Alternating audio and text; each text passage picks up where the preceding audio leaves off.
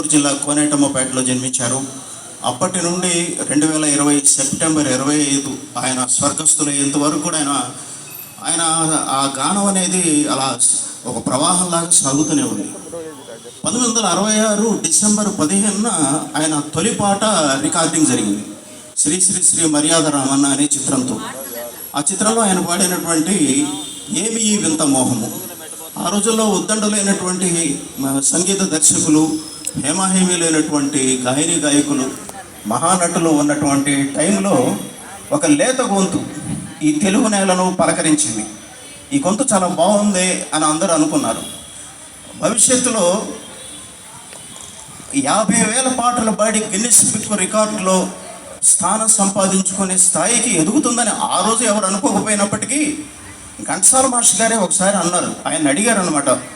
ఆయన చివరి దశలో ఘంటసాల గారిని అడిగారు, మీ వారసుడు ఎవరు అని అడిగినప్పుడు ఎస్పి బాలసుబ్రహ్మణ్యం అనే వర్ధమాన గాయకుడు బాగా పాడుతున్నాడు, బాగా సాధన చేస్తే నాకు వారసుడు అవుతాడు అని ఘంటసాల మాస్టర్ గారు స్వయంగా చెప్పడం జరిగింది. అది అక్షర సత్యమైంది. ఘంటసాల గారు చెప్పింది ఎప్పుడూ కూడా అన్నీ జరిగినాయి. ఎందుకంటే ఆయన కృష్ణరాజు గారు మంచి నటుడు అవుతాడని ఆయన ఆశీర్వదించారు. అలాగే అందరినీ ఆయన ప్రోత్సహించారు. పిబి శ్రీనివాస్ గారు, రామకృష్ణ గారు, అందరినీ ప్రోత్సహించారు. ఆయన ఏది చెప్పినా కూడా అలాగే జరిగింది. బాలసుబ్రహ్మణ్యం గారి గురించి ఆయన చెప్పారు, ఆయన వారసుడు అవుతాడని చెప్పారు. ఆ విధంగానే జరిగింది. 50,000 పాటలు పాడి గిన్నిస్ బుక్లోకి ఎక్కారు. అదేవిధంగా పద్మశ్రీ, పద్మభూషణ్, పద్మవిభూషణ్ ఇలాంటి జాతీయ పౌర పురస్కారాలు ఈ 3 రావటం అనేది చాలా అరుదు. అంటే ఎవరో ఒకరికి ఏదో ఒకటి వస్తుంది, కానీ పద్మశ్రీ, పద్మభూషణ్, పద్మవిభూషణ్ ఈ 3 భారత రాష్ట్రపతి గారి చేతుల మీదుగా అందుకున్నారు.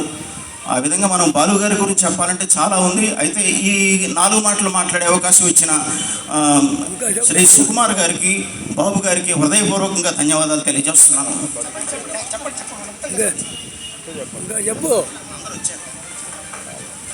చెప్పు స్వామి.